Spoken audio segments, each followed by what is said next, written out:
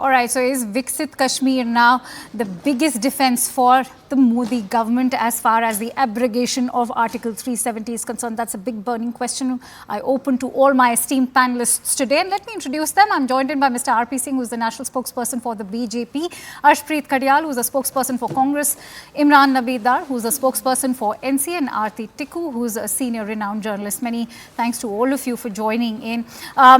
Let me, in fact, begin with Aarti first. Aarti, when the Prime Minister had made that address in August of 2019, he went on to talk about how it was imperative to abrogate Article 370, primarily because Pakistan was using it as a weapon to only sow poison in the minds of the Kashmiris.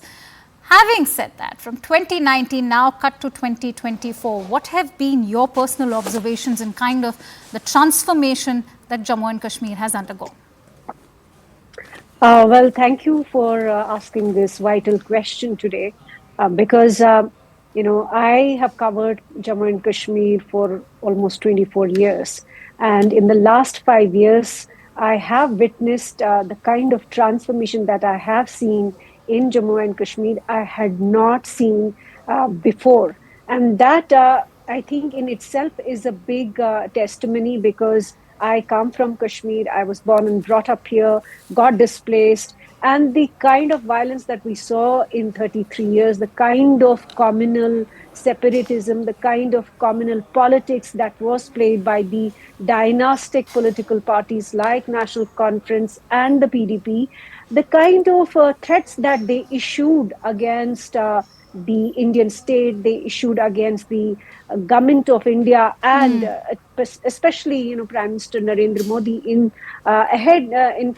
before the Article 370 and 35A were abrogated in 2019. If you remember, they had claimed that there was not going to be even one single individual in Kashmir who would hoist the Indian flag, or who would raise the slogan of India in Kashmir if Article 370 was abrogated. Lo and behold, in last 5 years, not only has the Prime Minister kept his word on Article 370 and 35A, but has also shown how the abrogation has transformed this place completely. And I think the biggest testimony was delivered by the people of Kashmir today. The thousands of Kashmiri people who had gathered at Bakshi Stadium in Srinagar today, it really is a slap on the faces of those who were threatening the Indian state. It's a slap on the face of those who created a conflict industry in Kashmir, who were always vested in the idea of conflict in Kashmir. Yeah.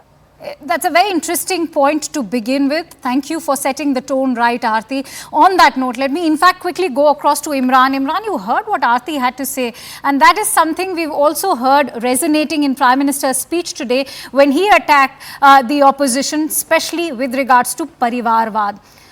How would you like to respond to that attack? I don't want to respond to what Miss Aarti Tikku had said, because all right, but choose to respond to what the Prime Minister said. Exactly what BJP, what BJP, let me complete. What BJP is saying, she has repeated the same thing. Let us first talk about the numbers. The numbers that are being talked about, because I was at different channels right now, and there is this big confusion happening. Today's rally was a big failure for the BJP political party. You need to understand it.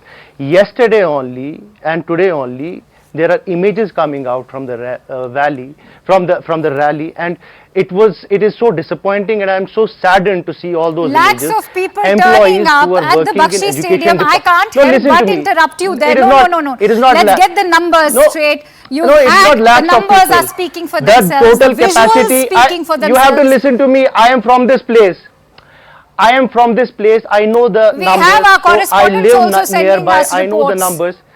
So I am also giving you the numbers. The total capacity, official capacity of Bakshi Stadium is 50,000. They have renovated it and they might have added another 20,000. So let us say it is 70,000 capacity of the stadium. Let us assume that. But as far as the people who were present in the rally, clearly it was only employees from education department, from Jammu Kashmir Bank, from Anganwadi centers. They have been bundled. Can you believe it?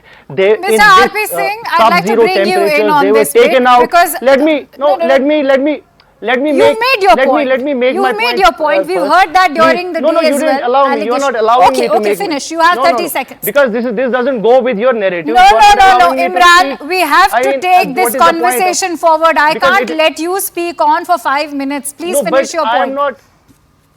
No, I am not complete. I have not finished my point. Please go ahead. Imran, please finish what you were saying. So the point is that there was nothing new what Prime Minister said. It was a completely disappointing speech. There was no mention of any new project. There was nothing for the youth. There was no mention, the vote bank politics that they had used Kashmiri Pandits for. There was no mention about their return also. There was no mention of when they are going to hold assembly election. There was no mention of what they had promised in the parliament regarding statehood. There was nothing. I mean, it is just a repeat what Prime Minister said in Jammu. It was the same rhetoric what BJP leaders are saying about Article 370. Yeah, what next about Article? For 5 years we have been saying, we have been hearing the same thing again and again and again. Imran, may I move forward now? May I move forward now? Mr.